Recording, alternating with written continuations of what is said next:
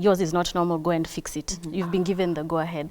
What she said was powerful. If you yourself feel that this is not, you know, so because again, there are some like labia that are very, very long, and so they get tangled in your clothing. It's difficult, it's actually painful.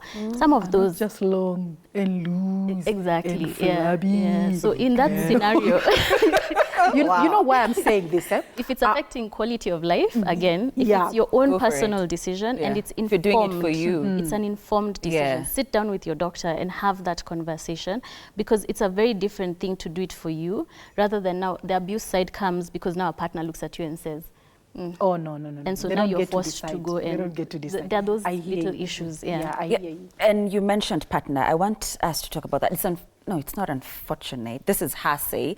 It's a women's show. But we were hoping to have one gentleman with us today so that we can hear his side of the story. Unfortunately, he didn't respond to our calls or texts, which is fine. It's okay.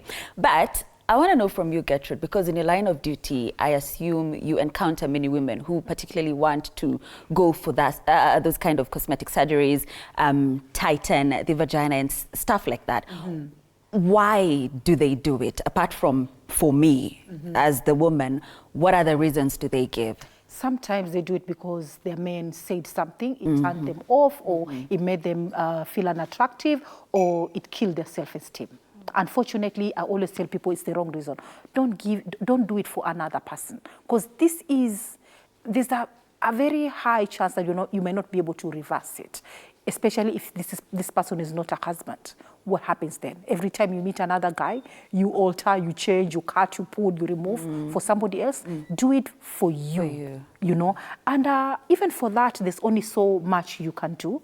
I'm okay with just altering, you know, like for me, I even had a shape. It had to look like a rose petal, you know. I mean, I was going to go all out. Wow. Okay.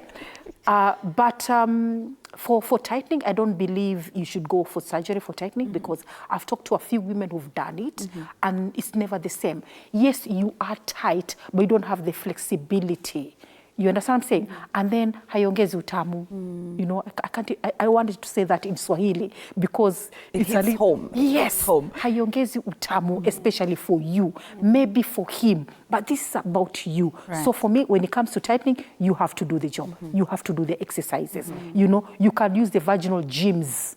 You know, and there's some which actually are very fancy. They come with a handset. They have a program, you know, after childbirth, you know, activating the G-spot. There are some which have with probes, electromagnetic bars, and they can do that. Or you can just use a manual ball, or you actually still have to do the Kegel exercises. And Daktari has shown us the best way to identify the muscle. So many times I train women.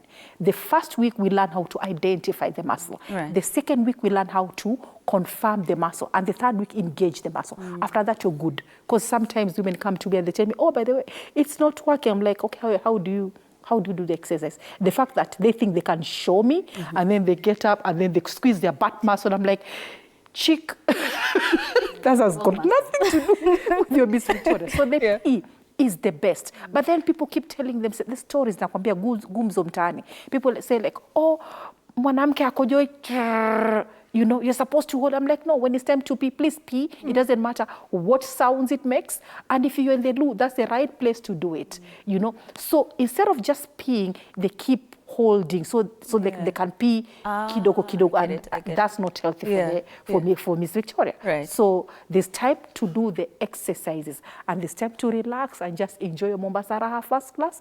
And of course, with the multiple orgasm, Daktari here can tell us an orgasm a day keeps the doctor away. They said it's an apple. They lied. They lied. I was told it's an apple.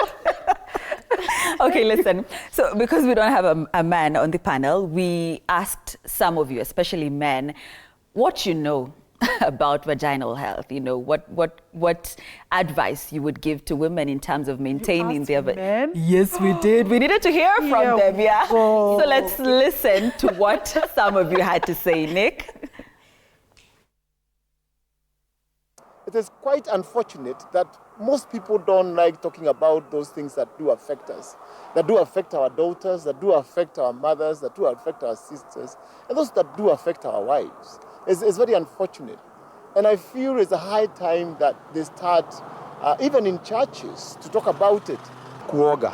Watu wengi ile kuoga wanahakikisha wakioga kuna ile kuoga, kuna ile nasikia unaosha na avocado hapana. Make sure umeiosha vizuri kulingana na vile daktari anakuagiza kuiosha. Kwa wasichana tunapatanga kuna complications nyingi, especially the yeast infections zenye nyingi zinaletwa kutumia maybe the public toilets zenye unaenda, zingine ziko so messed up, na sasa sababu ya ile rushing umekazwa nini, unaenda una splash tu, so inakusplashia and then unapata some infections. Alafu pia unapatanga kuna maybe hizi tissues zenye tunatumia, there are different types of tissues, so unaweza kaenda upate like kuna yenye sio suitable na wewe. Wakilala kuwa free so that ile hewa iko ndani yako inatoka, kwa sababu mchana mzima umeshinda umefungia pale. Those are some of the topics that should be introduced in our schools curriculum. There, Doc.